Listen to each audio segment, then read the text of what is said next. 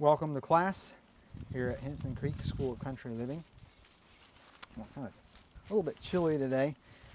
If I was in Florida, I would be or Mexico, I would be a 24/7 barefooter.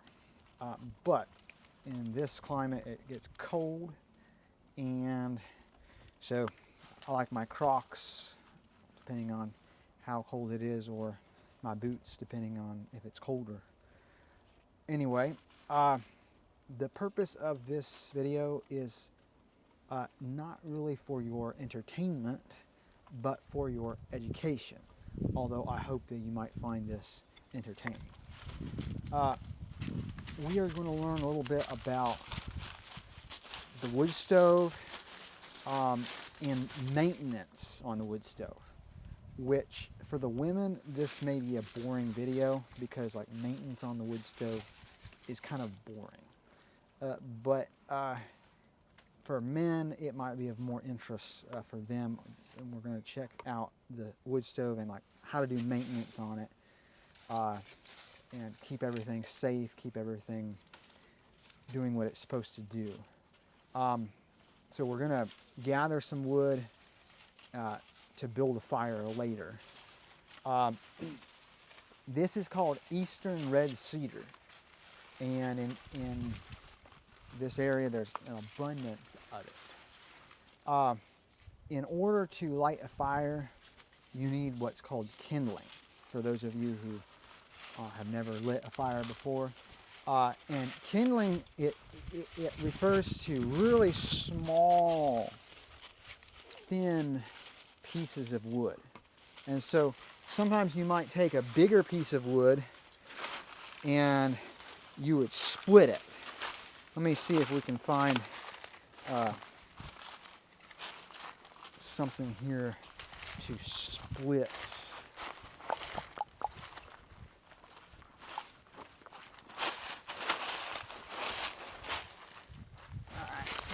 Yeah, we got something here to split. And boy, we got some volunteers here who left some trash behind. So this wood is called punk. We call it punky. It's so rotten that it may not split. It may just kind of break. So we'll see. Yeah. So punky wood can hold moisture, and if you need to start a fire, you don't want punky wood. Now, if you're tanning a hide, yes, you want punky wood, but we're not tanning hides today. So this is not a good selection for our fire that we need to build. So, first we're going to make some kindling with by splitting it.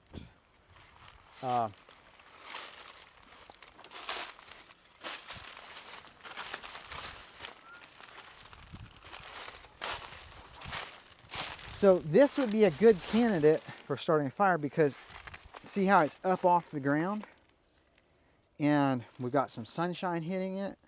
This would be a good selection.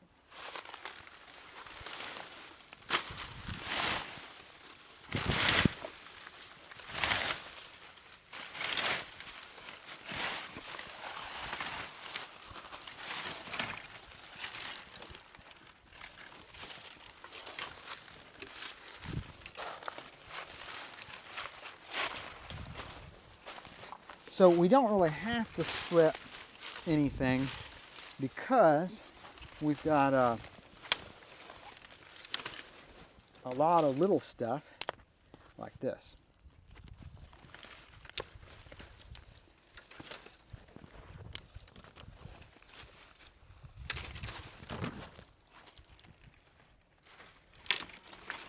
So and this is a decent amount to kind of start out with to build your fire. You don't really need a lot more kindling than this. Now, you can, the more kindling you gather, it seems to me that having a good abundance of kindling makes it a little bit easier to start your fire. But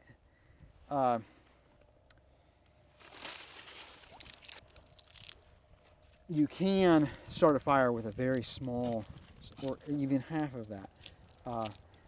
And there are situations where you may not have a lot of little stuff to deal with, and you may need to take something bigger, like maybe this size. Let's see if we might be able to make some kindling out of this. Yes, I believe this would be a good candidate.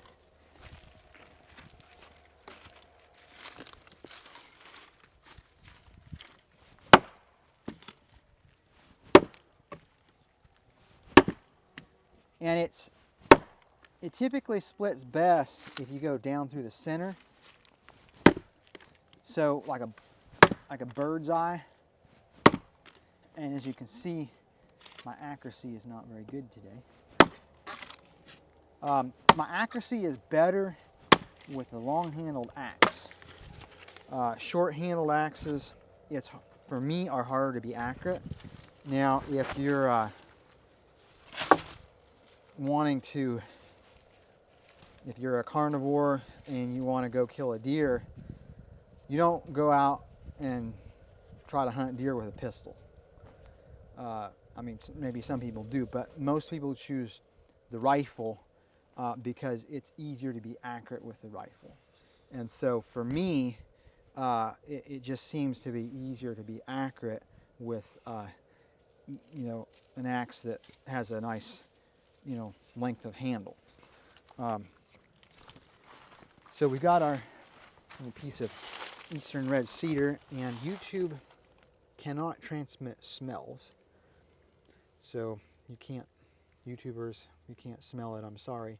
But it's a very, very good smell. It's just a very nice smell. When we were living in Virginia, there would be these moths that would come, and like if you put your wool sweater or your wool coat in the drawers, these moths would come, and then in the winter, or when it starts to get cold, you pull out your coat and, oh, there's holes in my coat. Oh. And it was an expensive wool coat, very valuable. So my dad would take pieces of eastern red cedar and put it inside the drawer, and the smell of that would deter the moths. And you can buy moth balls, but if your baby happens to be exploring through your dresser drawer and eats a mothball, it might not be very healthy for baby. So this is a natural option.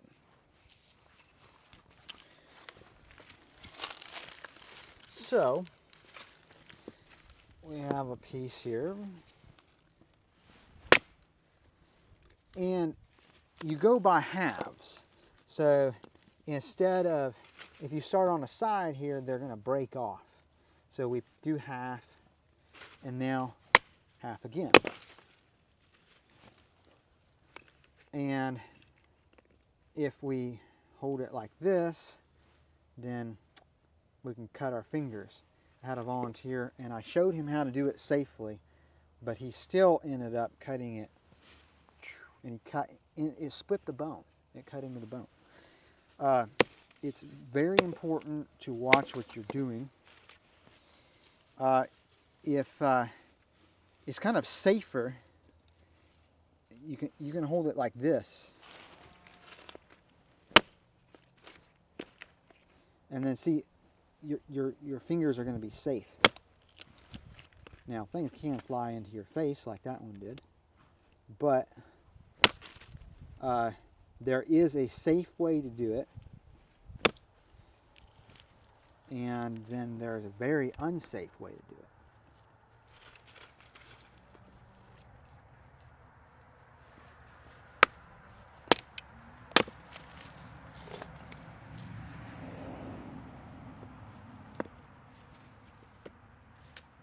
you can also, and I go like this, and see if it did come, see where the grain is? If it came down, it would miss my fingers.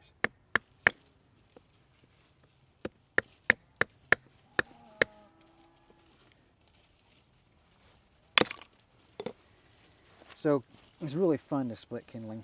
It's one of my favorite chores that I do on occasion.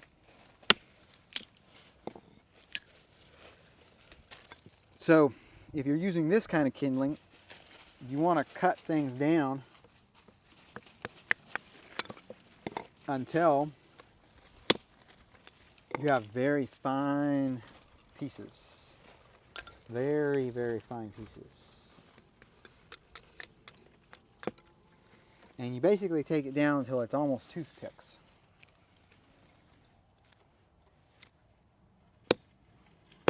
So in very wet conditions, survival situations, there may be times where this stuff is soaking wet. But sometimes bark can be sort of waterproof or water resistant. And sometimes you can split open a piece of wood and you can find something dry inside. And pine has what's called fat wood. And fat wood has a lot of resin or oil in it. And fat wood kindling is just very fast. All right. Now, in a wilderness survival situation, if the ground is damp at all, you probably don't want to just lay your kindling down on the ground. You want to be kind of aware, like, where is my kindling? There's dampness that can kind of rise from the ground, or humidity that can rise from the ground. And so during the afternoon hours, it can be very easy to start a fire in wilderness survival situations. But in mornings where it's very humid, it can be very difficult to start your fire. So the time when you're choosing to build your fire can make a huge difference, especially if this is a new skill that you're trying to learn. There is a reason why every person, I repeat, every person who is able-bodied needs to learn this skill, and I will explain why that is towards the end of this video. Oh, there's a tick crawling on me. He's going to be beheaded.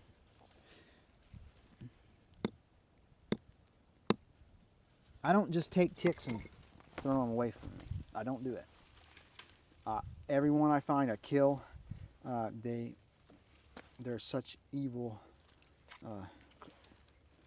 insects that cause my animals to suffer. All right. Oh, we don't need to take all of this with us. We only need a little bit, but I guess maybe we will take it all with us. And because it is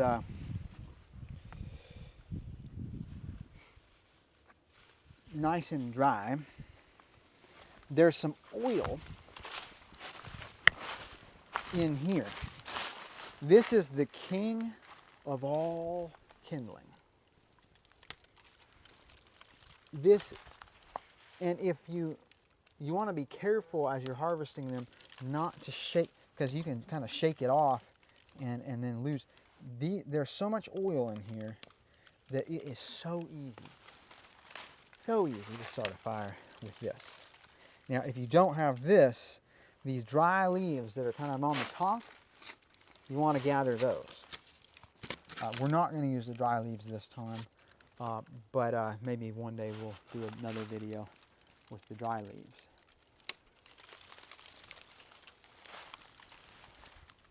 Okay. So,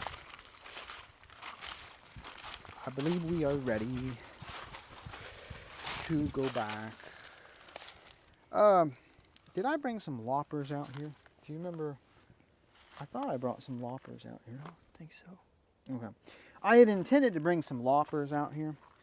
And there may be people who are kind of intimidated by, oh, I don't want to like swing the machete, or I don't want to swing the hatchet. I'm afraid I'm going to cut off my fingers. You can use loppers and to cut your wood, you know, that's like this size. And some individuals, especially women, like to use the loppers because it's kind of less intimidating to use them. Sometimes if you're new to learning these skills,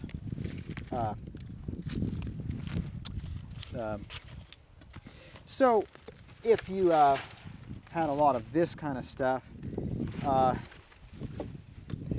you would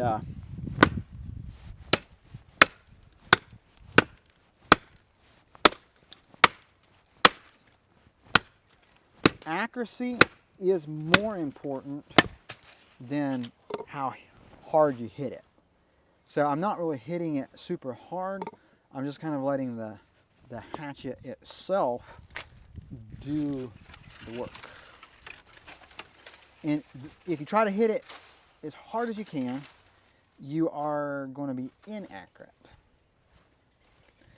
And if you hit it, watch this. This is how a city slicker tries to cut their kindling.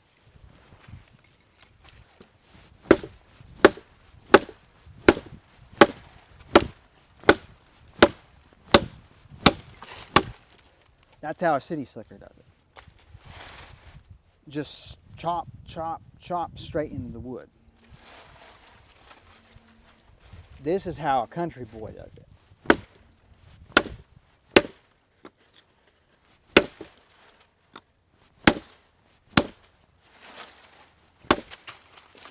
So each one took about the same length of time, but this one I was hitting it,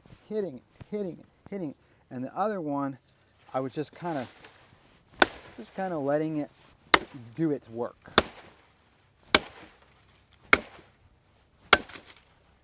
And it's just like the arm is more almost relaxed. It's just more of a rhythm. And you can chop like this.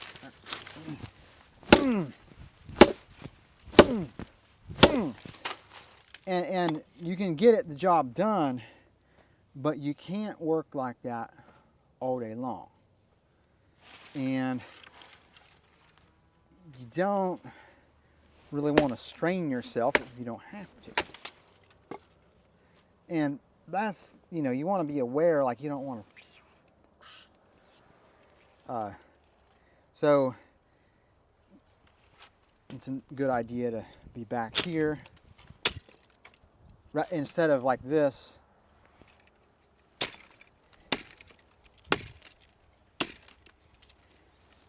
And oftentimes it cuts better when you have a crotch. It cuts better swinging from this direction. If you swing from this direction, see how it's getting stuck? The direction of how you cut it does matter. It's like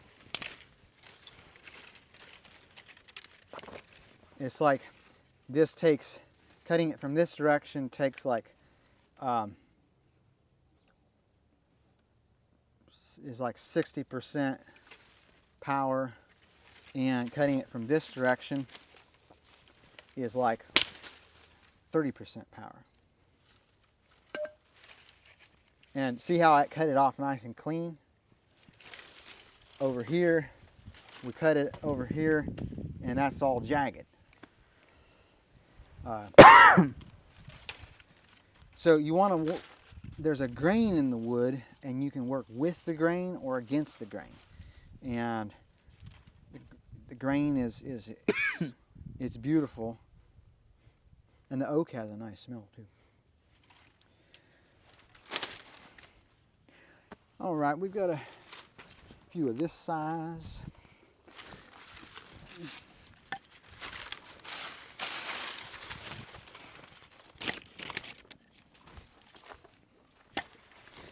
And then I didn't bring a box, so I think I'm going to use my shirt.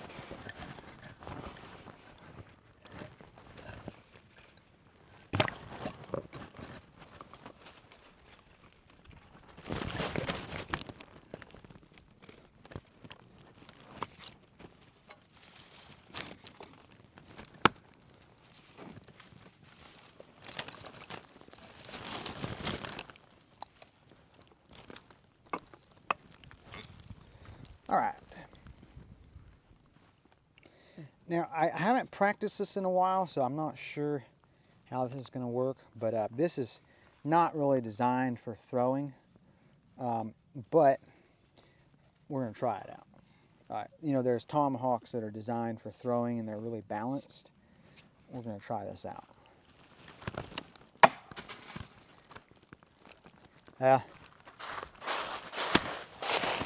That didn't work. That didn't work.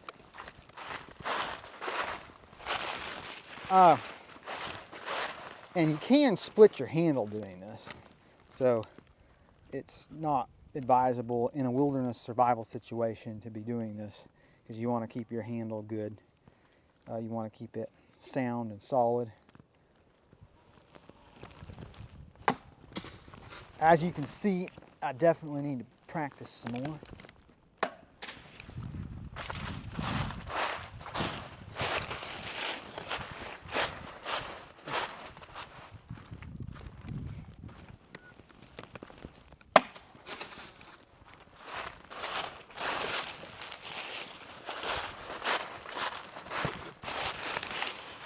All right, let's head towards the house and build us a fire.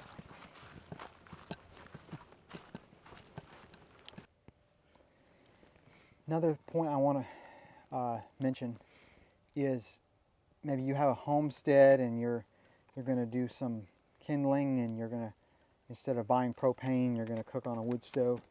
If you have a porch and you're planning to store your hatchet or your axe and it has a wooden handle, if you're planning to store it on the porch, it's advisable to store your wooden handles somewhere that's not going to be getting any direct sunlight. So I have the west side of the porch here. If I decide, okay, I'm gonna store it here, that's a very unwise thing to do, because there's going to be some water that's going to come off the roof and it's going to get that wet when it rains, and then that expands the wood, and then when the sunshine comes it shrinks the wood, and your handle will not last as long, and your head will have a tendency to get loose. See, there's wedges in there, and you don't want your head to get loose, and you don't want your head to fall off. And so it is important to take your tools and place them in out of the direct sunlight if you can. This machete had a plastic handle, and it was, I guess they designed it for a man who had like a bear paw of a hand, but it was too big for my hand, so I made a wooden handle. But then the wooden handle was a little bit, the rivets were a little bit rough on my hands, so I used some electrical tape and I taped it. And this has been out in the rain a lot, but I had oiled the wood and then I wrapped it in electrical tape so it could be out in the rain quite a bit and it would not hurt it.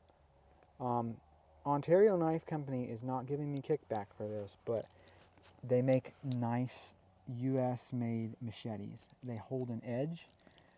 They work very well. See, it's very thick here, and then as you go along, the taper changes, and so it's a little thinner up here. And that makes it nice so that you can do chopping. You can chop kindling in this part of it, and then for weeds and things, you can use the end.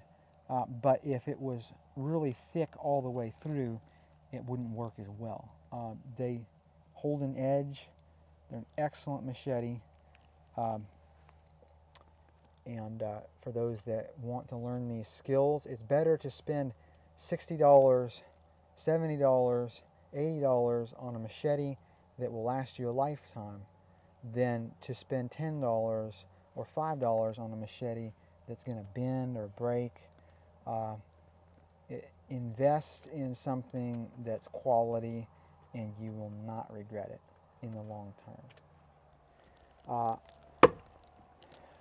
The handsaw is also something that is very useful. This one folds. All right. Oh, hello there, Mr. Lightning.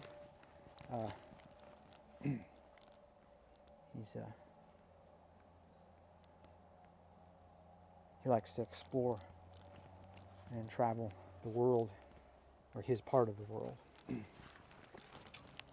All right, so since this is the west side, then we're just going to take our hatchet over here to this side, and we're going to put it over here for now. And we're expecting a baby, and for now, the way things are, it was okay, but in a year or two, we definitely got to move some stuff around. You don't want your babies pulling out machetes. I was telling you earlier about the loppers. These are also nice for cutting kindling.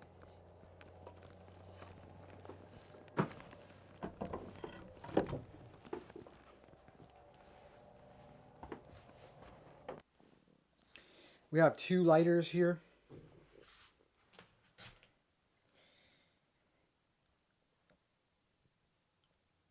Which one would you choose in a wilderness survival situation, Brother Mark?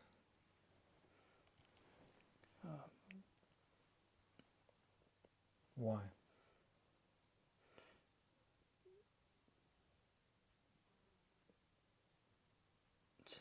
Sturdier? Yes. This one, the name is Bic, and Bic is a more sturdy. They have a they do last longer, and they seem to be easier. So there's actually like a little piece of metal that goes over top here, and it's kind of a safety feature to try to deter children from being able to light it. I take those off. I take my knife and I take them off. I don't like them. They bug me. But there's kind of like a skill or an art to this, and some people they push too hard, and it's like forcing it too much, and then especially with this kind, this will fall out. So once it falls out, I'm not really aware that I don't think I could put it back together in such a way that it would work. Now there is an advantage to this in that you know how much fuel you have left. This one, you pack it, and you don't know. You don't really know whether you've got this much fluid in there or this much fluid. You just don't know. So there are some advantages, disadvantages of this different kind, but these are things that are very vitally important to consider. There's people who have been driving, lost control going around a curve, their car goes over the guardrail, end over end over end, and they're, 500 feet down or 1,000 feet down. There's brush blocking the view. Nobody knows they're down there. They're injured, but they have a lighter. They're able to build a fire. They have that skill. Sometimes just something as simple as this or this can keep you from suffering and freezing to death and just dying that way. The Lord does do miracles. He has done miracles, and we can expect that He will do more. However, I do believe that there is truth in the saying that God helps those who help themselves. I do believe that there's some truth to that. And in order to be healthy, we need to focus our minds. If we focus our minds on learning skills, we're going to feel good about ourselves. But if we just allow our minds to be entertained by the boom, boom, boom, boom, boom, all these crazy, shows that they have on there, you watch the show and you feel funny and you feel happy, but you don't really feel good about yourself because you just wasted a bunch of time. But if you learn skills and you feel like, oh wow, I have this skill, maybe one day I could use this skill, exercise this skill to save somebody else's life, or somebody else might be cold, maybe I can light them a fire for them and help them to stay warm. And these skills are not just about me or just about you. Learning these skills can impact positively somebody else, a neighbor, a friend, a relative, someone you love, someone you care about. Okay. We have this wood stove here, and for those of you that are wanting to be prepared, so I grew up with electricity. We had electricity, we had running water, parents had computers, modern, everything completely, maybe I shouldn't say completely, but we were very normal, you might say. But my dad and my mom loved to save money. They really, it was important to them. And my dad is good at firewood. So we would burn firewood, and that was our only source of heat in the house was firewood. And so I learned about fire building, and I learned a little bit about wood stoves, and I really, I always enjoyed it, always enjoyed it. And Mom used to wake me up at 4 o'clock in the morning, and I would get up and I would get sweet potatoes, and I would clean them, and sweet potatoes that we had from the garden, and then I would get a good fire going, and the fire was already going, but then I would make sure the coals were at the right place, and then I'd wrap them up in tin foil. I put them in there, and I would do it in there. And Mom wanted me to do it in there because it would save money, and she wouldn't have to run the electric oven, and so it'd be less electricity. My parents were what you might call conservationists. Yes, you were taught that you really only needed 3 sheets of toilet paper in order to do your business. You don't have to have a huge amount if you use it really carefully. Conservation is important, and some people think that if everybody had a wood stove, we would the forest would be, there'd be too much deforestation, and so it would hurt the environment. In this area, there are a lot of sawmills, small sawmills, and they have what's called slab wood. So you have your round log. This would be like your round log, and then you have that's laying like that. So you cut and you square it off, right? And so you have a piece here that's scrap, a piece here that's scrap. So you would have 4 scrap pieces as you square off your log, or maybe more. And those are just scrap pieces, and they pile them up, and then they get in the way. And so they'll just, every once in a while, they'll have a big old fire, and they'll burn them up. And there are people who will say, hey, can I have some of that slab wood? And, oh, yeah, take it. It's in my way. Take it away for free. Or they're in certain locations, yeah, we'll sell you this slab wood, and it's very reasonably priced when they sell it. Very reasonably.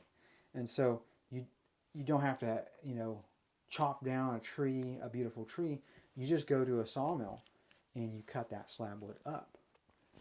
And there's just, the Lord has blessed Kentucky, Tennessee, North Carolina, some of these states with an abundance of wood, just an abundance. And we should be thankful for the resources he's given us. Okay, so this one's called Pioneer Princess. They are not giving me kickback to do this. But there's a plain group that makes these. They are what's called an airtight stove. You can light a fire in here. You can have a nice hot fire. Then you can turn it down. So this adjusts how much air is the vent. Once you turn it down, so this is low. That's like a smoldering fire. And this is high. That's like a raging fire. When you are doing your fire, if you don't have an airtight stove and it's cold weather, you'll light a fire. You have a nice fire going, and it takes you some time to light this fire, right? And some effort. And if it's not an airtight stove, then your fire burns hot, and then you go to sleep, and while you're asleep, the fire goes out. Or it burns down to just a little bit of coals, and then it's hard to restart the fire.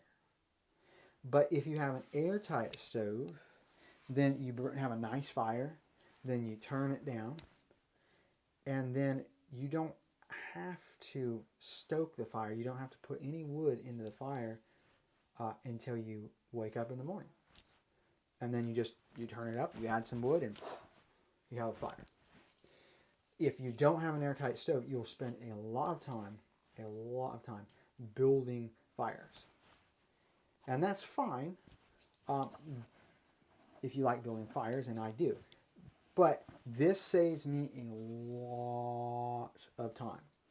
And there's actually a spring in there. And you turn it all the way down. And if the fire's kind of too much, so it's like really smoldering, that spring allows it to have a little more air. And there's greenhouse vents that it controls how much venting you have with just a spring. And if it's really warm,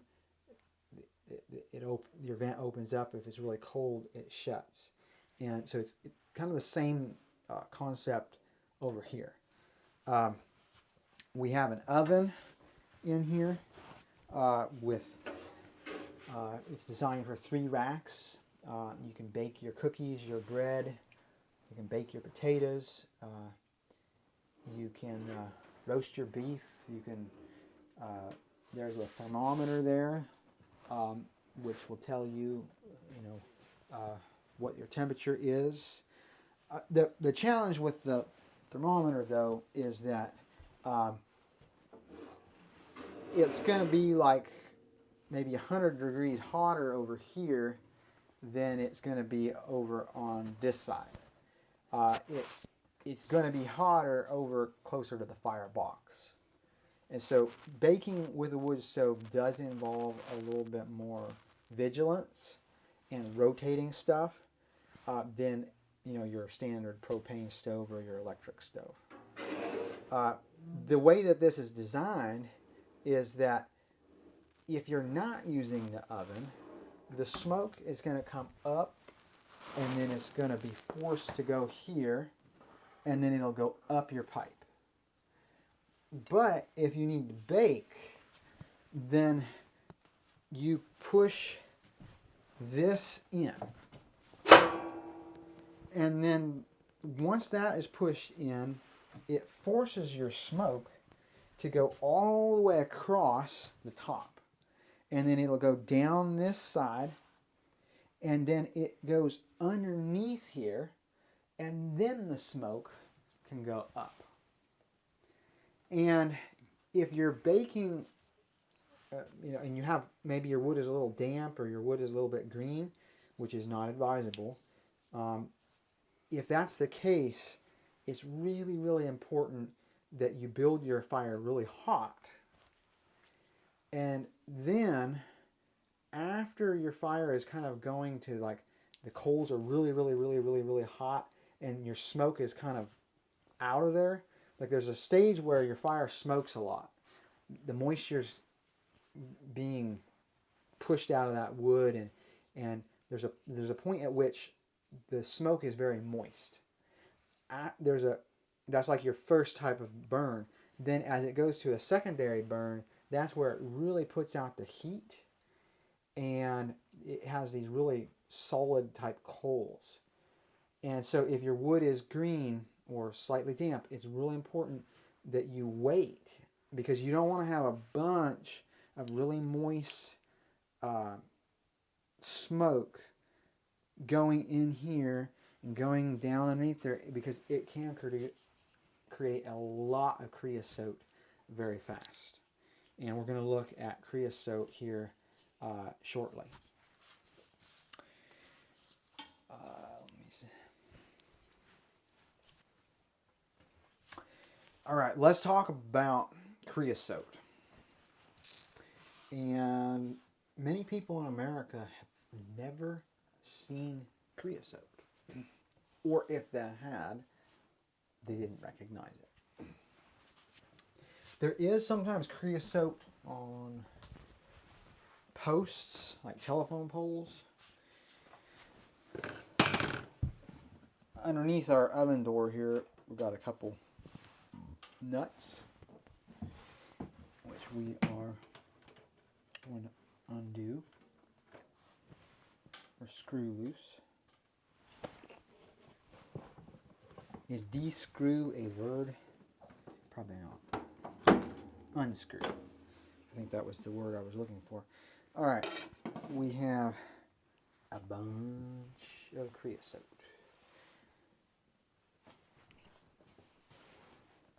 I don't know, can you camera get down there a little bit more? You see all that creosote? It's a bunch of creosote. And we need to get that out. And I will explain to you in a minute here some of the dangers of creosote. This has an ash box down here, which we are going to go dump. Ash is a valuable resource. Do not waste your ashes by just throwing them out in a pile somewhere. Your plants, your garden needs ashes. Old farming books recommended to spread 40 bushels of ashes per acre.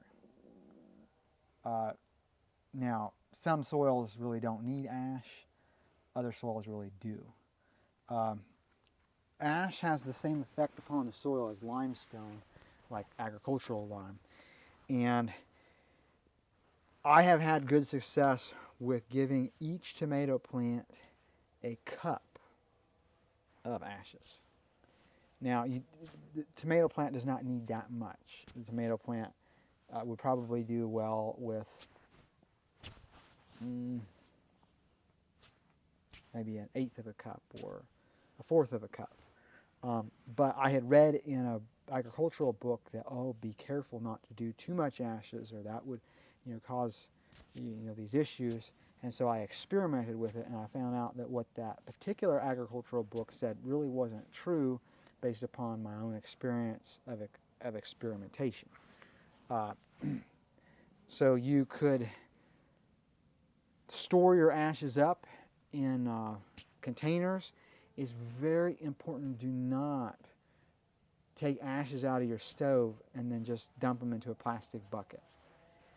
You can burn your house down doing that. You know, if you put them in a plastic bucket and you stick the bucket on your porch, your place can burn down. There are coals that will get into your ashes that you may not be completely aware of. So it's best to have a wooden, a metal bucket. These ashes have died. They've been out of there for a long time. So I'm not concerned. I could put these in a plastic bucket, but you need to make sure that you don't have any live coals before you would put it in a plastic bucket. So let me grab a plastic bucket. I'll be right back. Evenly spread ash through each row here, right close to where the plants are going to be planted. They call that side dressing. All right, we've got our ashes. All right.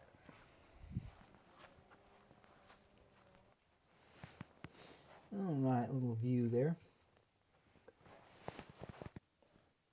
We have a tool here that is designed to clean this creosote out.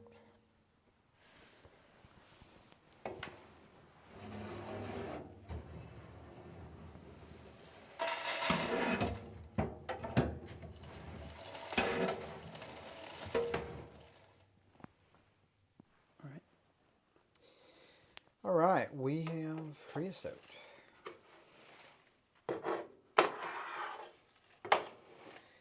And on the side here, there is a little opening in the back. Here's a little door right here, and there's a wing nut there, and you unscrew that wing nut, and then you can view in here the interior. And I opened this earlier, and there really was not any creosote over in this side, so we're not going to open up that at this time.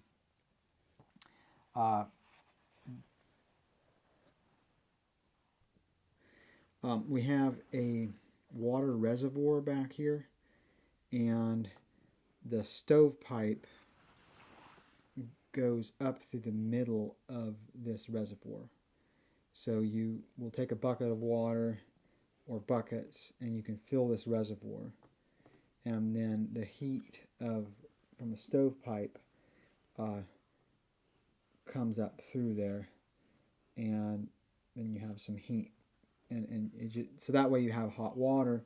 But if you need some hot water for a bath or something, and you're cooking and you have a bunch of pots on your stove pot, it can be nice to have that hot water right there.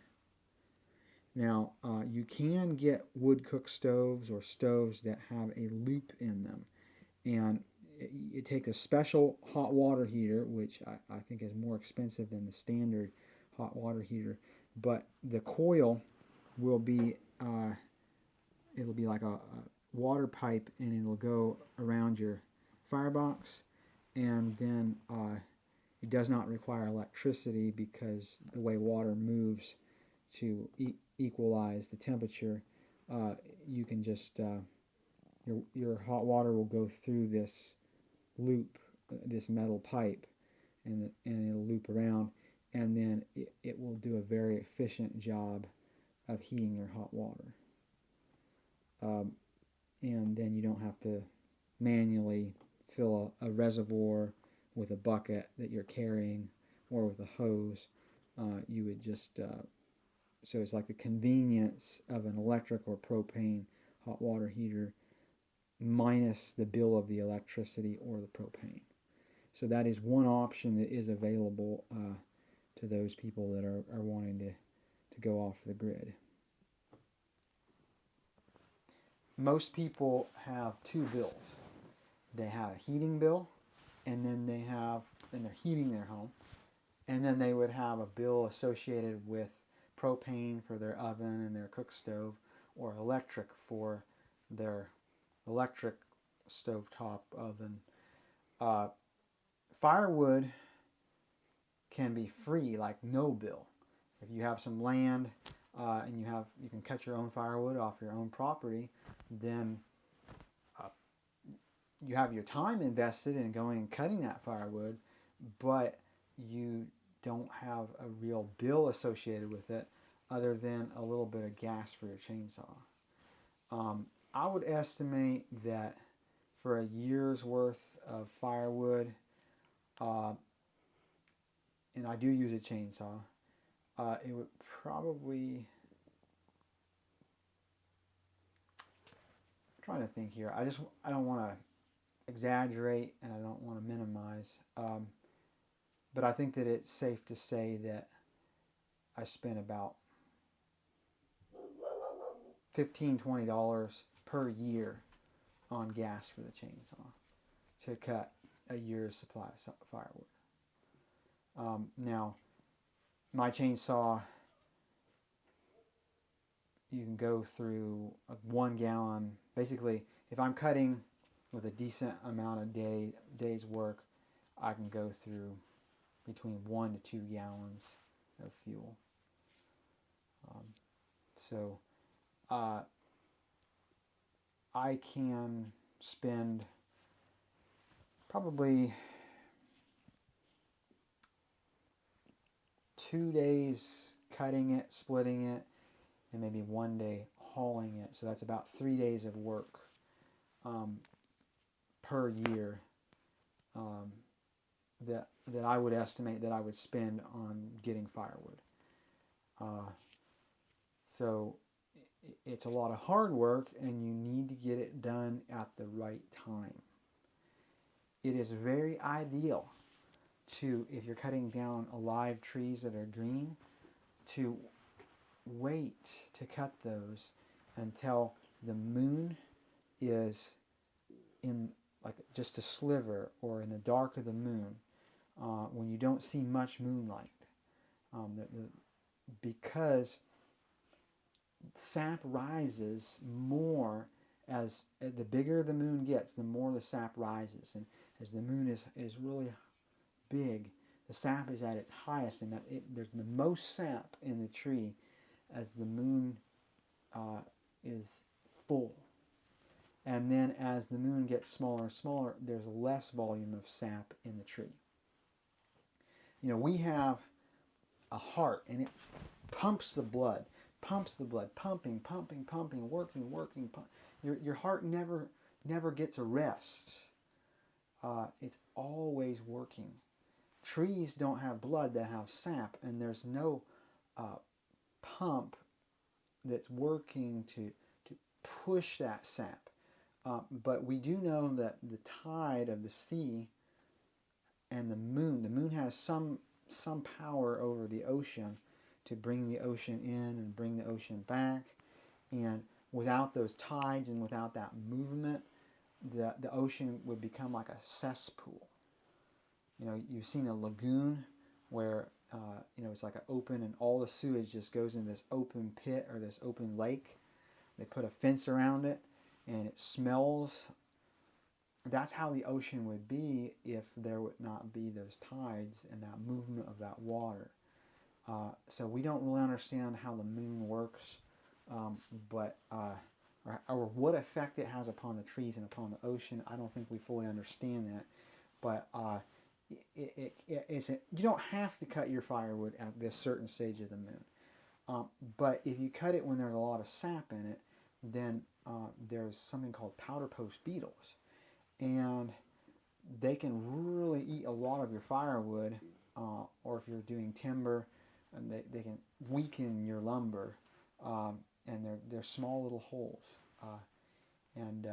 So there is an ideal season in which to do it, and it's best not to cut your firewood, cut trees down when there's leaves on the tree. And there's times where you'll cut your trees and sap will flow out almost like a faucet. I mean, there's so much sap in there. And in conditions like where it goes below freezing at night, and then it rises to above freezing, it's like, 30 degrees Fahrenheit or 20 degrees Fahrenheit for a nighttime low, and then it rises up to maybe 40 degrees or 50 degrees. That really gets the sap flowing. And so if you are cutting your firewood or your timber during those times, you may have a lot of sap in there, and it may take a long time for it to really dry out. If you're burning wood that has a lot of moisture in it, it creates a humid condition in here, and then creosote will build up very quickly,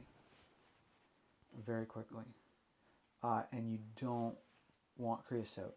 If too much creosote builds up here and you're not aware of it, there's something called a flue fire. Some people will call this a chimney, some people call it a flue.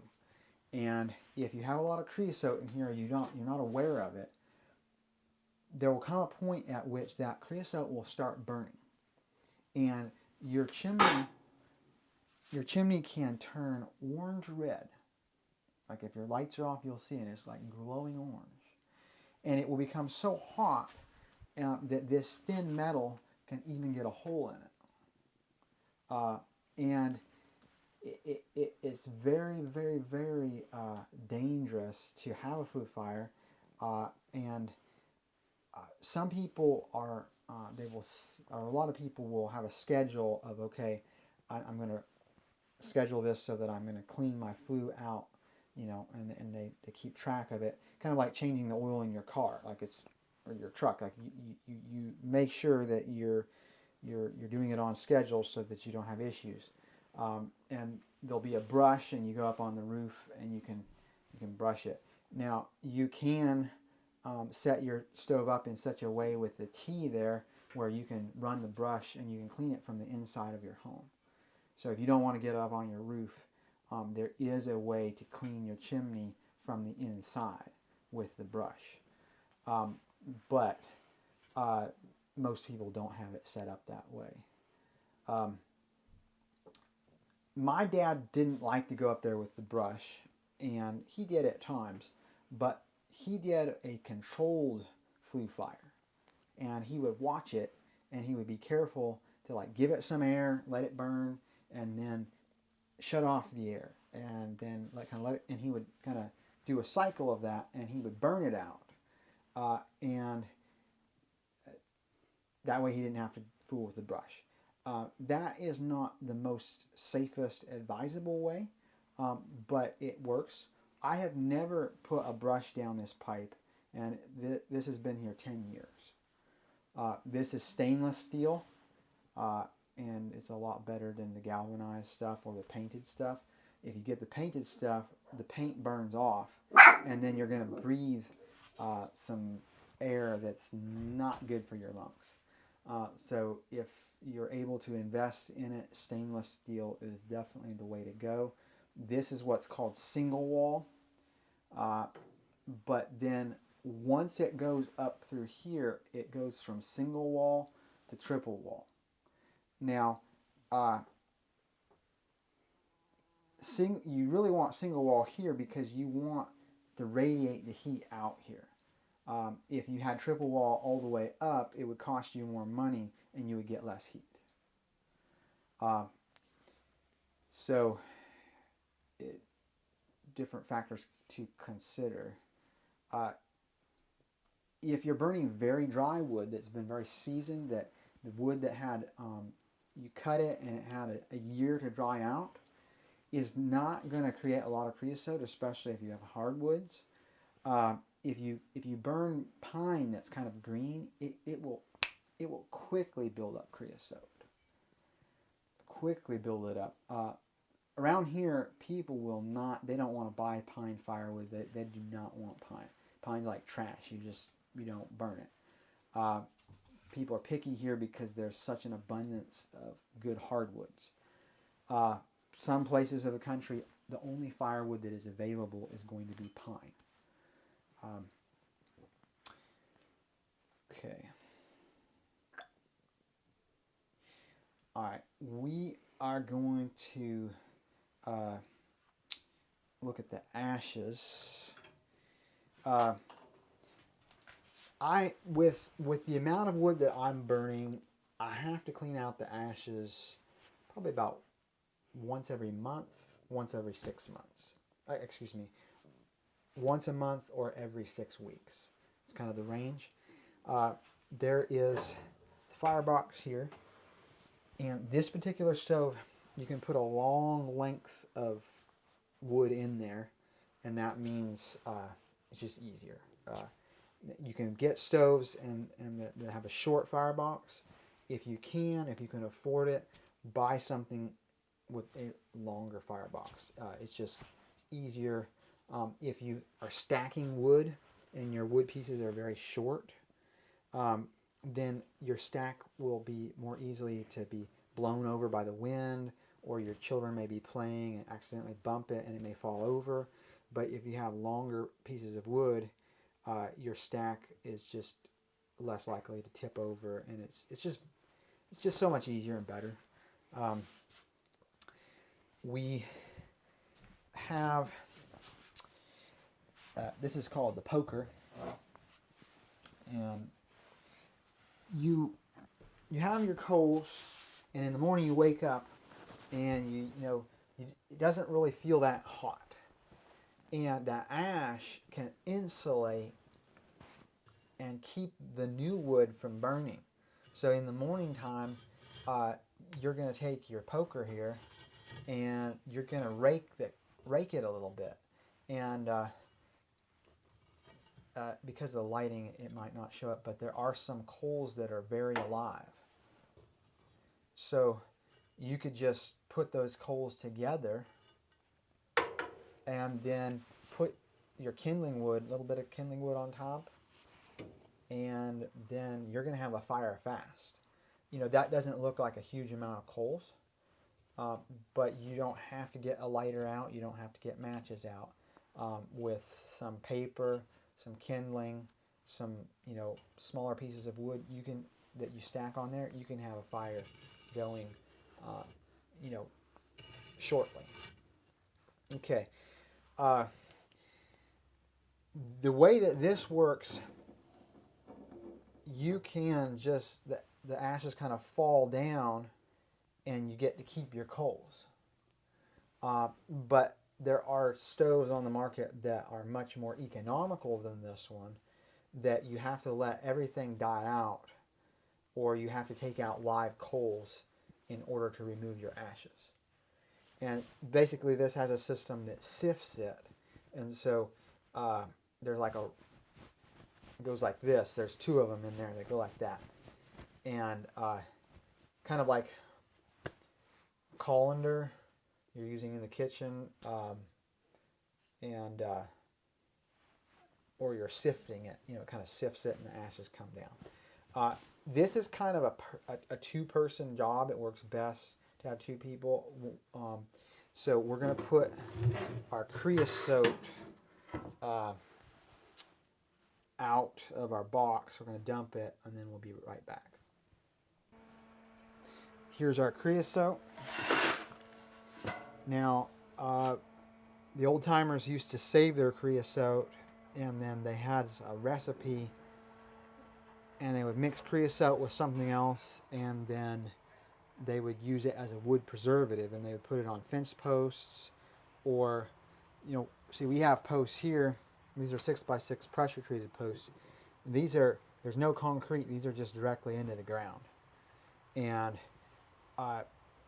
these were store-bought posts, but the old timers would use posts, and they would put this wood preservative, and then these posts could last for 100 years. I mean, it really worked, so there is a use for the creosote, and you can feed it back into the fire and burn it and just get rid of it back into the fire, and I have done that. It doesn't really burn very well, and so you kind of have to what's the word? baby the fire to get rid of the creosote. So it's not necessarily like super toxic to plants, but it doesn't really have, I think it may have a detrimental effect on plant growth in some way. So, all right, we'll head back in there.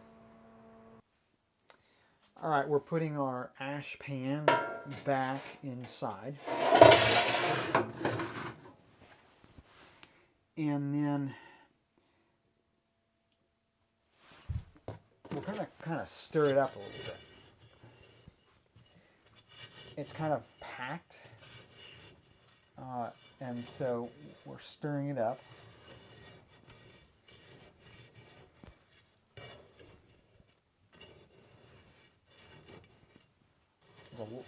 Now that we're stirring it up, I'm realizing that there was a lot more coals in there than I initially realized when I stirred the top of it. Now, there's a lever back here, and I'm going to turn the lever going back and forth. Go ahead. The lever is going back and forth, back and forth. So if you have one person running your lever, and then you have another person kind of using the poker, it just kind of falls down in there. If you only have one person to run your, to do the operation, you'll put the lever over to one side. And that's what I've done. The lever's over on this side. And then now that kind of opens it up so there's a slot the ashes can kind of fall down in. So we're not really, the ashes are really not falling through the slot like they should, so that means that I need to go back and move the lever again. But now there you can see it's starting to make some progress, and there'll actually be clumps that kind of need to be broken apart. So there's phosphorus, and there's potassium, and there's other elements in here.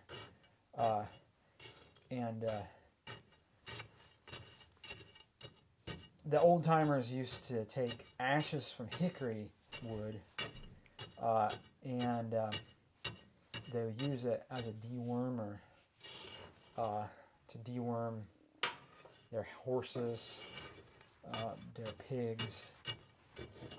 And I heard of this. Old timers talk about it, but I don't know the recipe. So if somebody watching might know the recipe for using ashes as a dewormer, you could put that in the description, or excuse me, in the comments for us.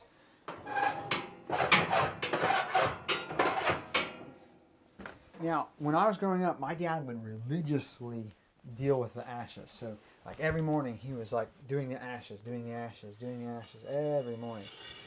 I don't like to do the ashes every day. I like to do this once a month or once every 6 weeks. But some people, they just want to do it every day. But one of the reasons why I don't do the ashes every single day is I don't really want, I want my fire up closer to here so that I can boil stuff faster. So if I take away all my ashes and there's no ashes in here, then my fire is farther away from the top here, and then it would take longer for me to boil my breakfast. So it depends on if you're just using your stove for heating your home and you're not doing any cooking, then you might want to take all the ashes out. But if you're doing a lot of cooking, then you will want to take out a lot of ashes. Excuse me, if for heating you want to take all the ashes out because you want to have all the room for the wood that you can. Now, there's a little lip right here. Right here. See that lip?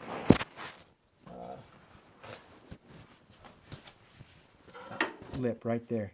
So once the ashes come like even with that lip or above, then the stove will not really work, because you'll turn it up to give it some air and it won't get any air. So with this stove, once your ashes come to that lip and they're even with that lip or above that lip, you have to take some ashes out.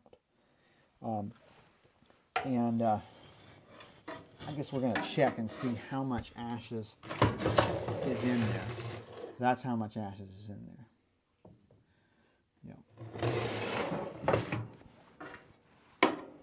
So I could take more ashes out, but I've taken enough out that I think I'm going to leave it for the time being. Now,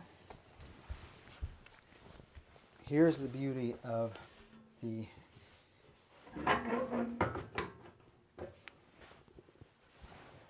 Eastern Red Cedar. Also, if pine needles that are very well dried out, they're also probably equally as flammable.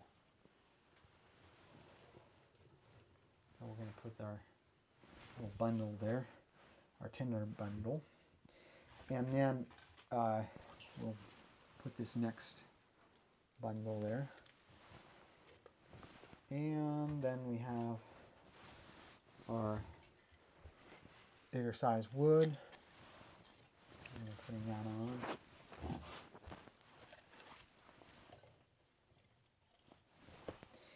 And then we can just, depending on how fast we want our fire, we could just leave it. And eventually it'll light into flame. But if we want to fire very fast, and I do want to fire fast because I'm hungry and I want to warm up some soup, I'm going to give it some air.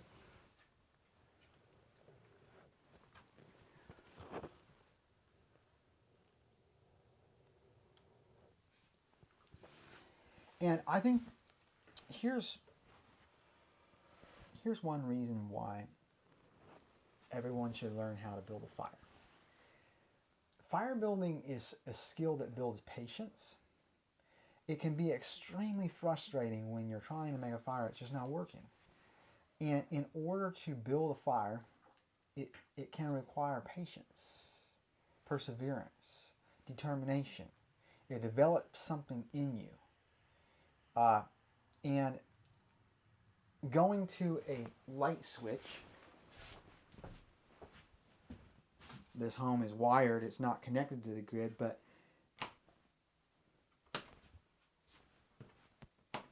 that doesn't require any skill. A baby can do that. But this does require skill.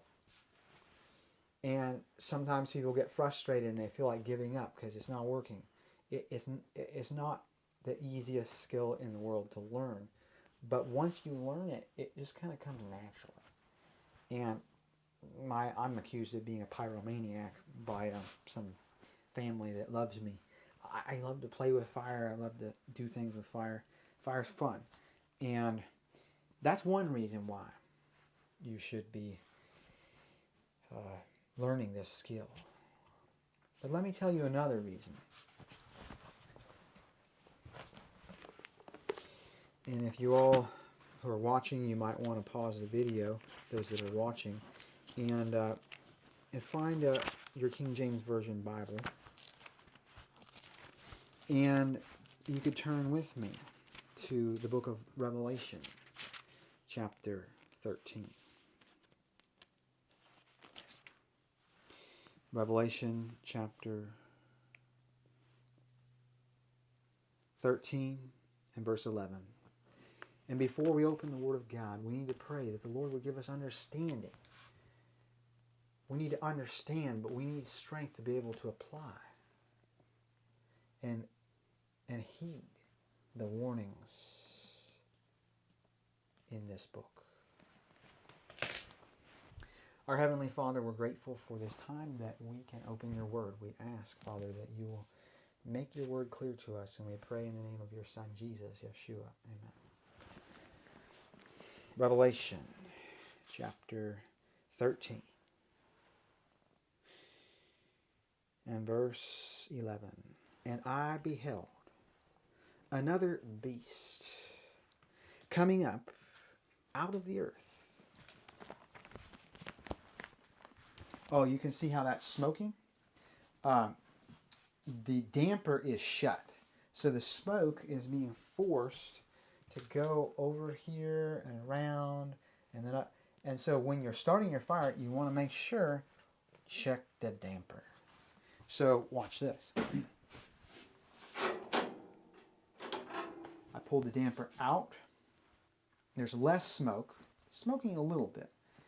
Smoke is almost gone. It's smoking, but soon the smoke is going to be gone because there's going to be draw. Now, on a cold day, very cold day, we wouldn't really have this because it would be warm in here and it would be cold outside, and that would create draw, which would just like pull the smoke up there. But because it is not very cold outside, it's maybe 50 degrees out there, maybe it's 45, I'm not sure, but because and inside here it is 66 degrees, so there's not a lot of draw. So as our fire starts, there's going to be just a little bit of smoke. I like the smell of smoke. My wife doesn't, but it's okay. Did you hear that?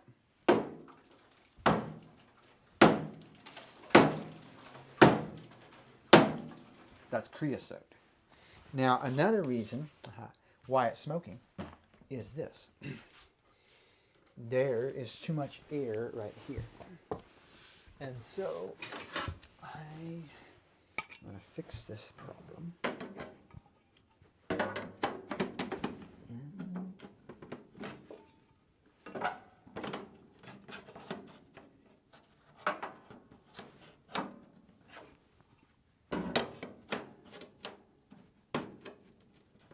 For some reason, I'm having trouble.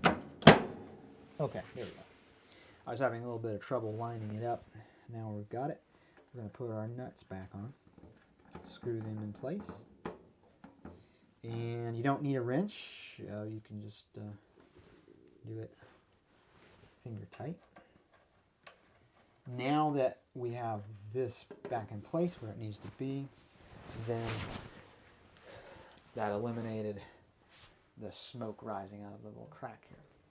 Now, there are these lids right here. And let me explain to you a little bit about those lids. If you really wanted to cook something fast, you can actually take this off, and maybe you've got 20 people.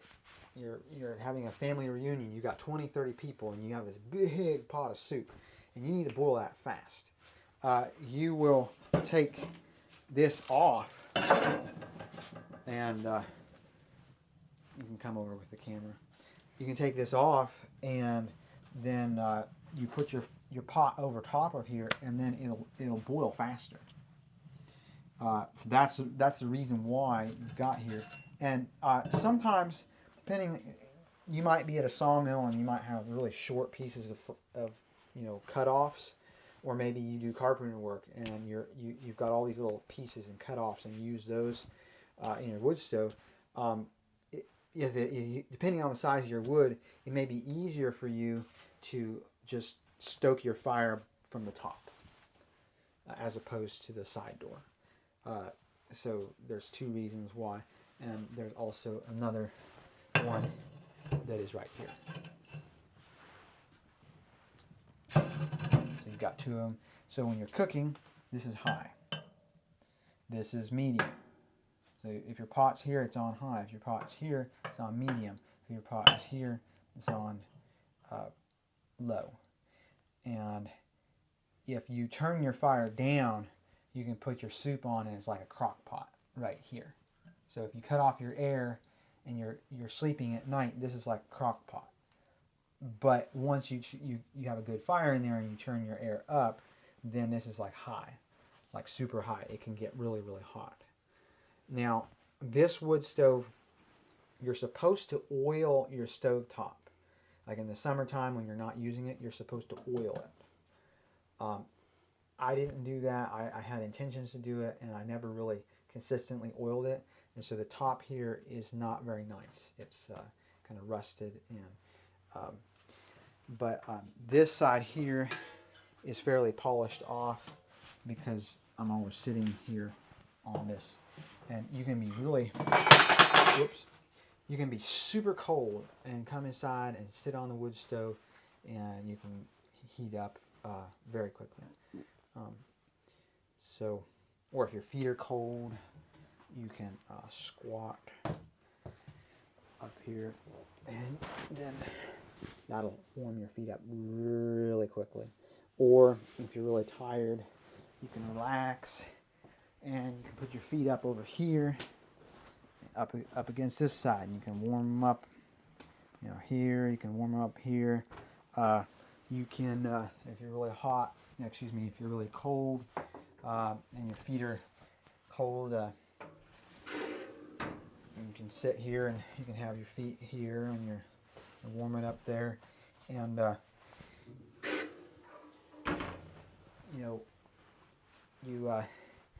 maybe your mittens are wet, or your children come in and they've been playing in the snow. You can hang your mittens up here, or have a rack close by, and they will dry quickly. We've taken wet boots, and we've dried them out very quickly over here. We have put racks over here and put fruit or vegetables and dried it out up here.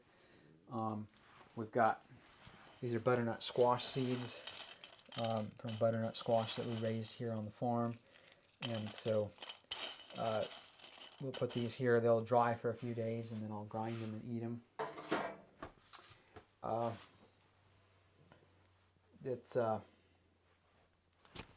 This shelf here is really handy because it's just a perfect place to dry stuff out.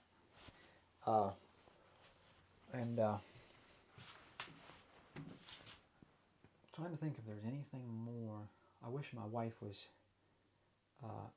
able to be part of this right now, because she's always asking questions to kind of draw out the full picture. But all right, so we were in Revelation chapter 13. Let me go back there.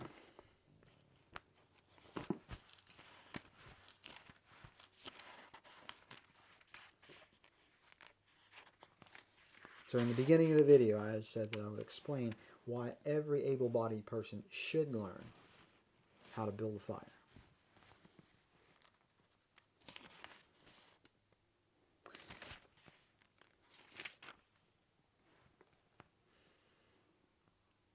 Revelation chapter 13 and verse 11. And I beheld another beast coming up out of the earth. So the Apostle John, he had walked with Jesus. He had taught with Jesus. He was under Jesus Christ's teaching. He was a disciple. He was an eyewitness of the death. He was an eyewitness of Jesus' death on that Calvary. And he was also a witness that Jesus had been killed. And he was a witness that Jesus was resurrected, that he came out of the grave alive. The Apostle John, he was able to see the scars in the hands and the feet. He was able to see the scar in the side where the spear had pierced his Savior. He was able to feel those scars with his own hands. But now, At this period in Earth's history, the Apostle John is on the Isle of Patmos. He was a political prisoner. They didn't want his influence. They considered him to be unsafe. Basically, he would have been known as a cult leader. And he was exiled. He was on the Isle of Patmos. He was not able to be with friends and family in the homeland. The Isle of Patmos was a place where they put prisoners. And you know, it's kind of hard to escape from an island. If you don't have a prison, put them on an island. So the Apostle John, he was on this island. And he had a vision. And a vision is different than a dream. He was not asleep, but he was awake. And while he was awake, he was seeing this, kind of like we would see a movie. But he was seeing this, and he sees this beast, this huge animal, this creature with two horns, like a lamb. And he spake as a dragon. This beast is a reference to none other than the United States of America. The one horn represents the political power of the Republicans. The other horn represents the political power of the Democrats. We read this in Revelation chapter 13. How many stars and stripes did we have on our flag? 13. Now, I haven't counted every United States flag to see, is it 13 stars and stripes? I haven't done that. But I think that every United States flag would have 13 stars and 13 stripes. If you will take the dollar bill and you'll look carefully, you might need a magnifying glass. You can count and you'll find 13.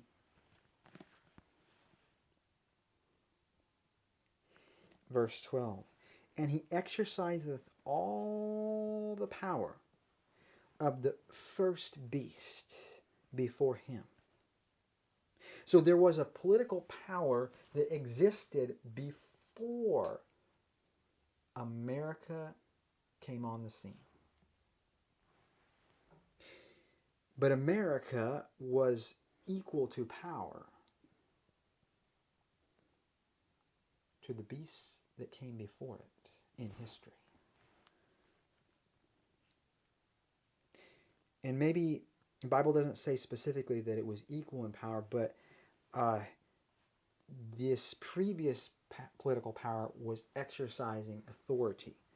This previous political power was forcing.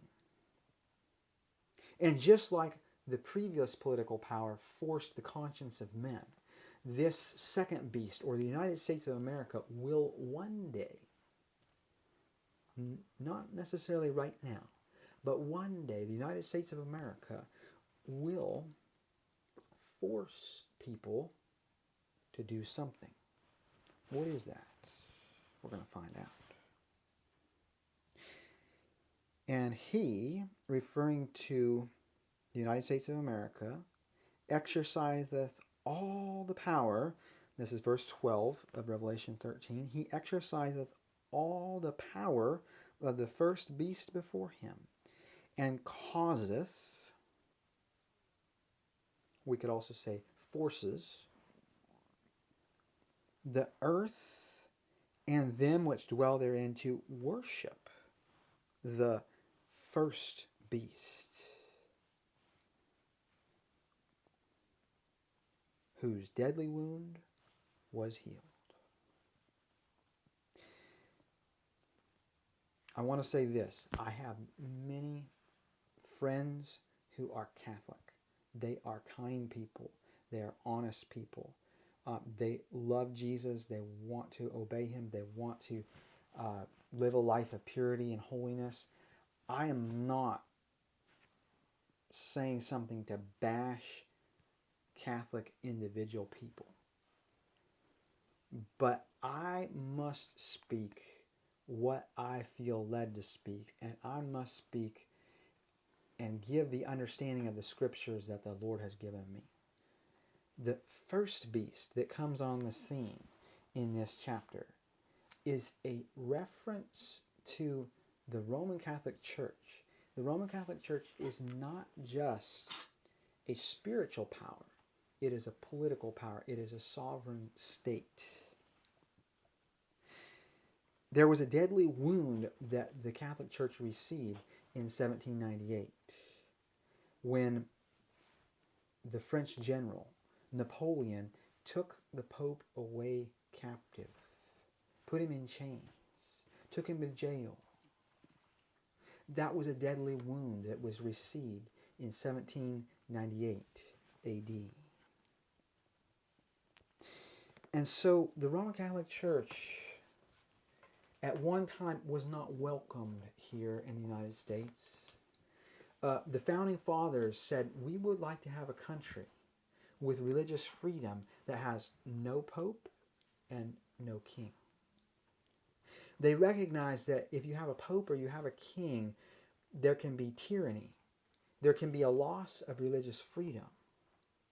And many people came to this soil, the American Republic. They faced the risk of death, of drowning or being lost at sea. They took a risk in order that they might exercise their religious freedom. To worship God. Not the way the Catholic Church said you must worship him, but to worship him as they saw based upon their understanding of Scripture, which was different than the Roman Catholics' understanding of Scripture.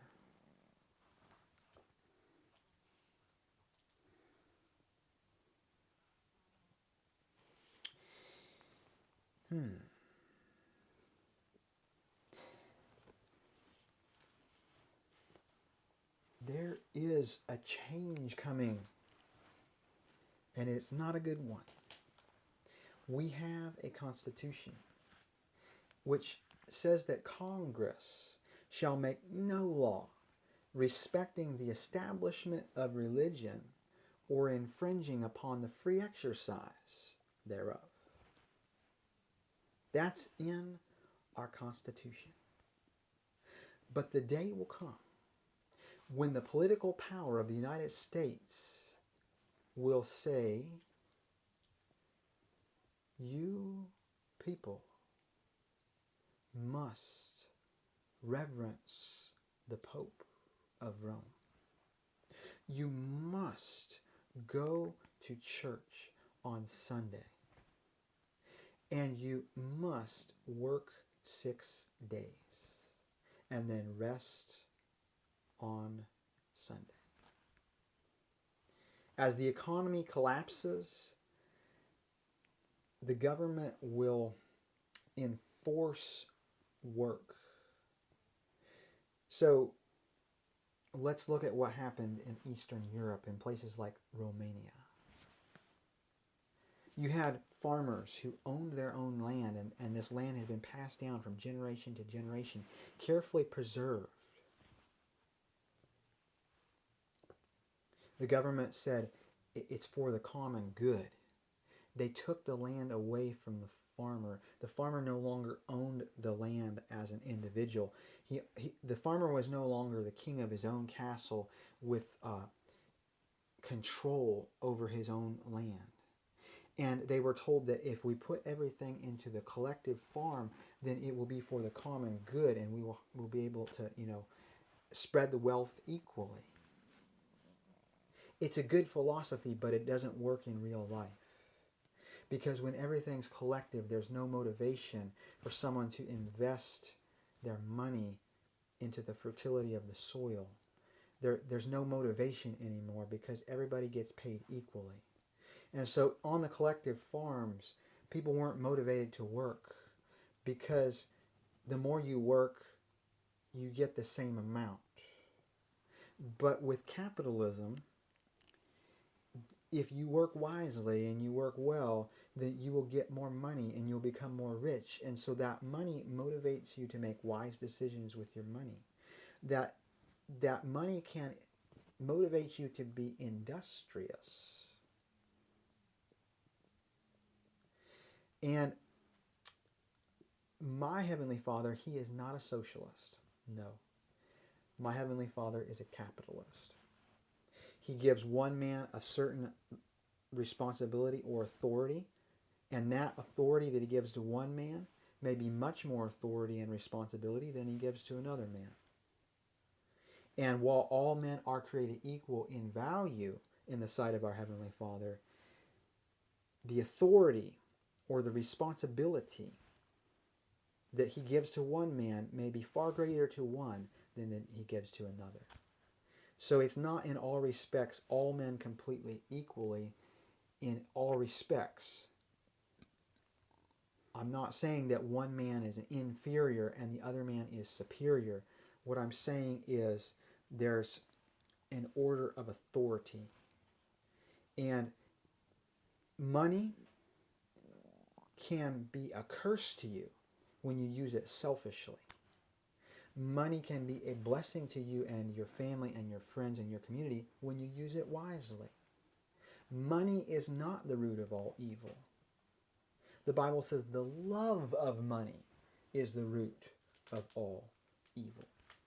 There is a difference. Money in the right hands can feed the poor and clothe the naked. Money in the right hands can buy a knife that can be given to the boy, and the boy can whittle a handle for the hatchet. And that money is a blessing because that money gets a knife, a tool that promotes industry. And if Jimmy doesn't have a knife to whittle with and he gets bored, Jimmy may go and hang out around an immoral crowd and start drinking and smoking and getting into trouble and end up in jail. And if Jimmy has a knife and he can be industrious, it keeps him out of trouble.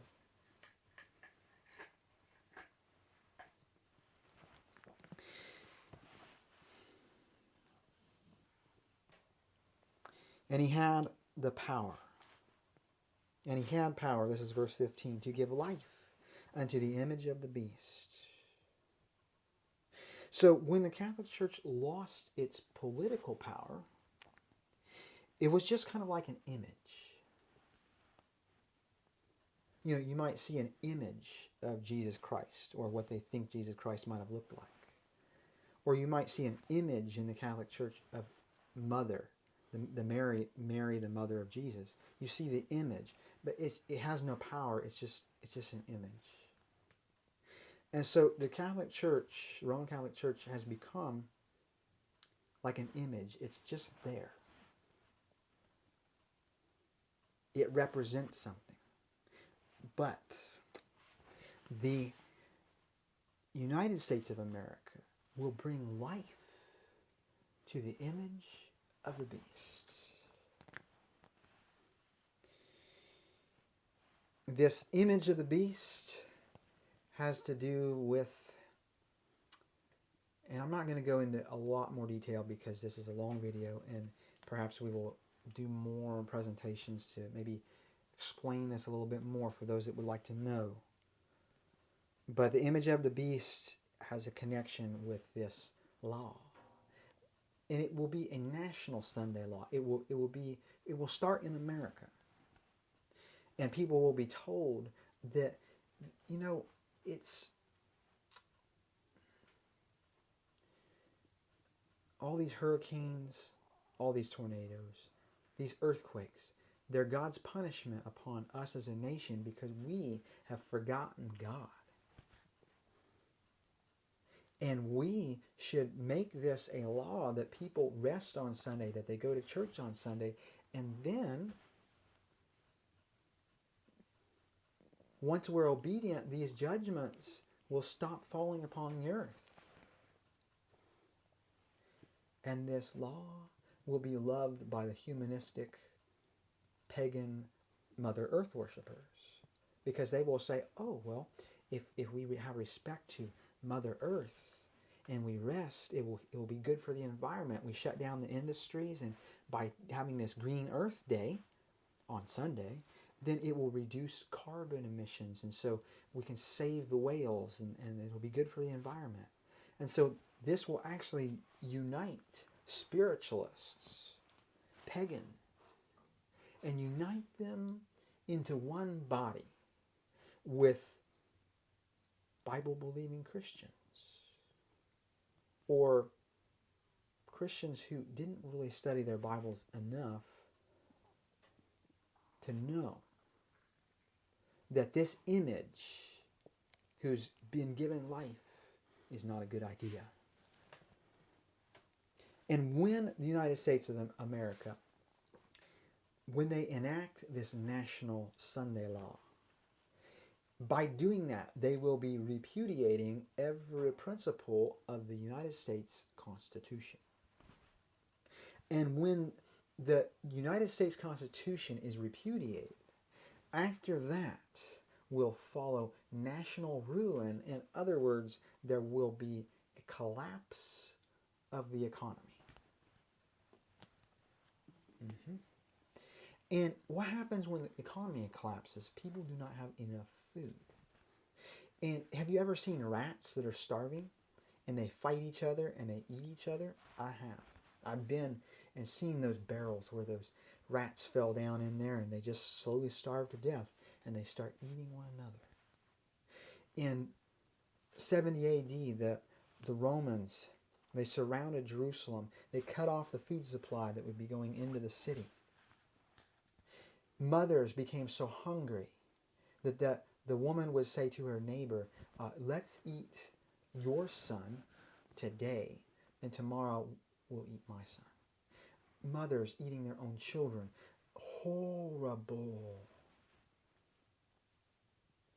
Horrible.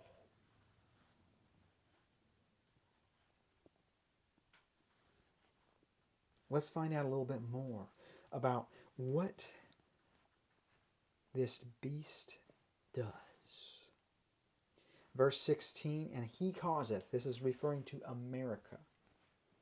America is sticking its nose in other nations' business. It used to be that America was kind of quiet. You know, we weren't going to fight unless we were attacked. But now we want to have our nose in everybody else's business.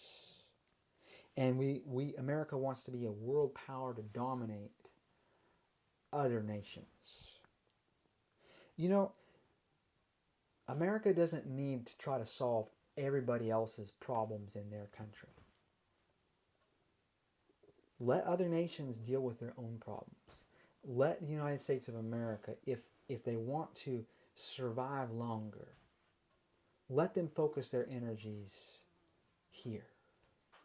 Not on trying to fix the problems of all the other nations in the world by sending troops to be stationed here and there and everywhere.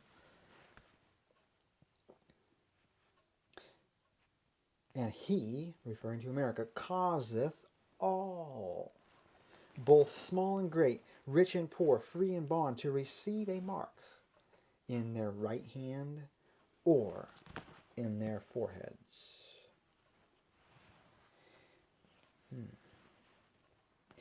In order to enforce this, they will do away with cash.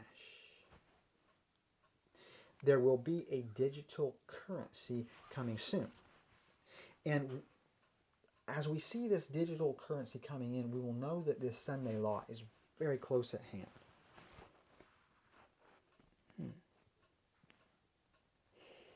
And he causeth all, both small and great, rich and poor, free and bond, to receive a mark in their right hand or in their foreheads. They want to put a chip here or here. And then they can just scan you and they can get your information, how old you are, your social security number, your bank account information. It's all there. Just scan your hand or scan the forehead. But the chip itself is not the mark of the beast, but it is one of the means by which they will enforce their mark. Verse 17, and that no man might buy or sell, save that he have the mark, or the name of the beast, or the number of his name.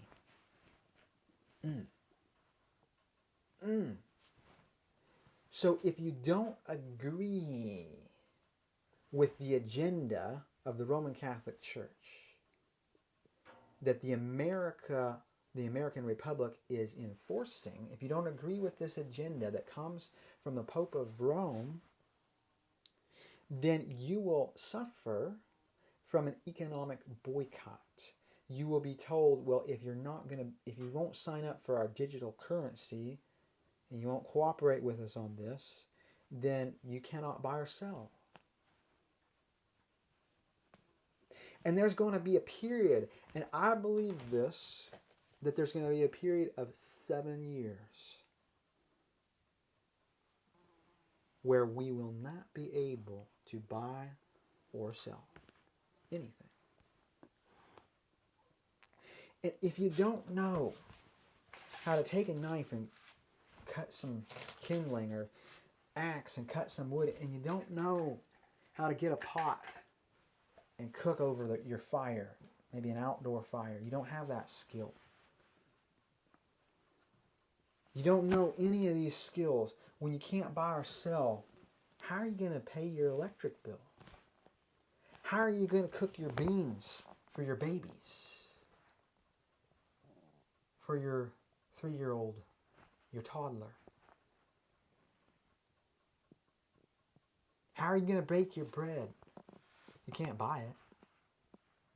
You can't buy or sell. The Lord is calling those who hear his voice to get out of the cities. He's calling them to get out of the cities and try to find a place where you can be growing a garden, where you can be cutting firewood. Growing up, we had neighbors. They had electric heat. The storm came. There was no electricity for a whole week. People got stressed out. People got angry. People got, they were just upset. They got scared. People got cold. The electricity was out for a whole week, and those who had electric heat, they got cold. They got frozen pipes. It was horrible. Those who had wells to supply their homes couldn't be flushing their toilets. What do you do with a week's worth of poop? You don't have an outhouse with some sawdust to cover it up so the flies don't get in there. You don't have a sanitary plan, a backup for when the electricity goes out. And people were, on some level or another, suffering. But the Amish were kind of laughing, and they're like, well, our power's been out for 200 years.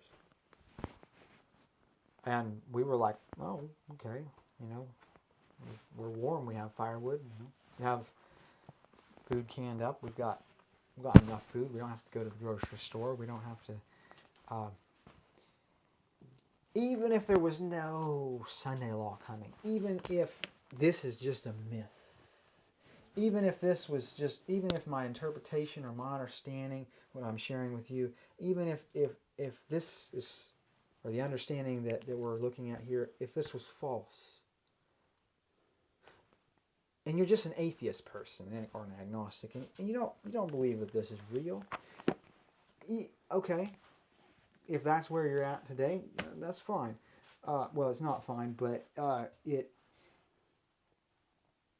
learn skills like these, because one day the grid's going to go down. It's not a question of if the grid goes down, it's a question of when the grid goes down.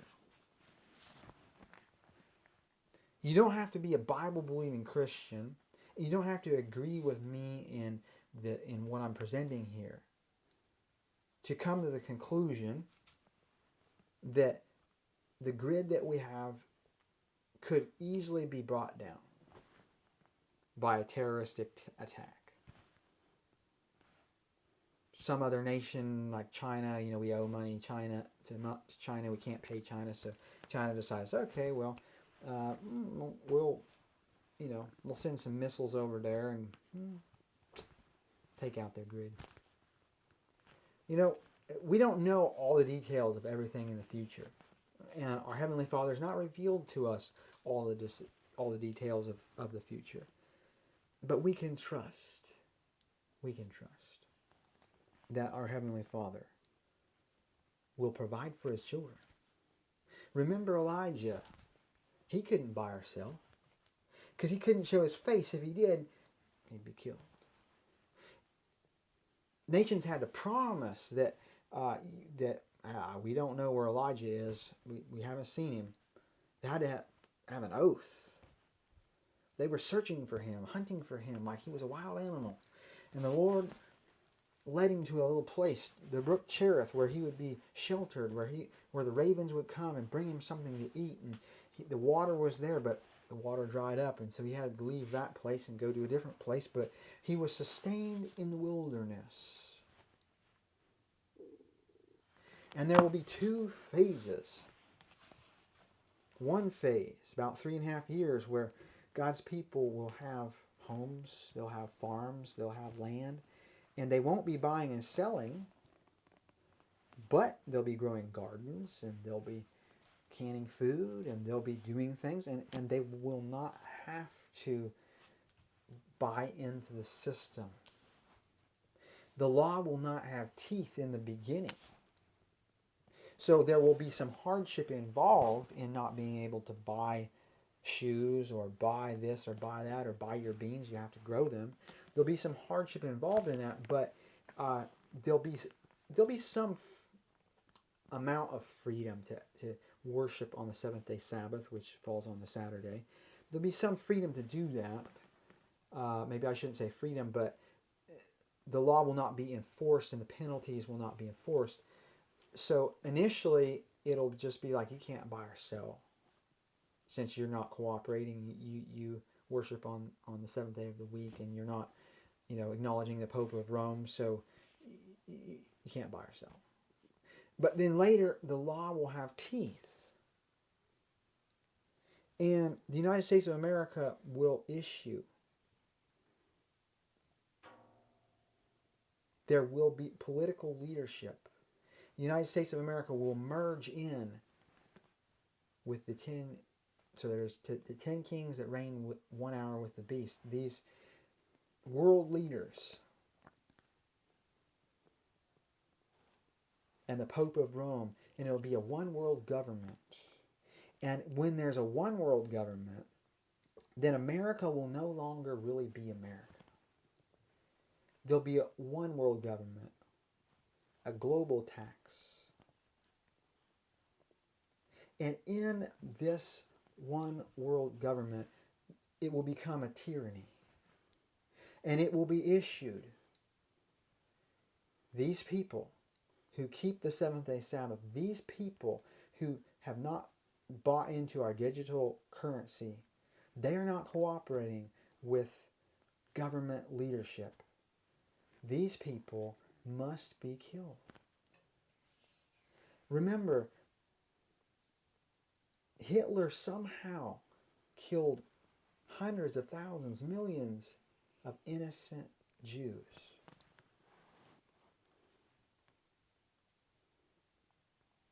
If Hitler could do that, what makes you think that a political power couldn't do something like that again?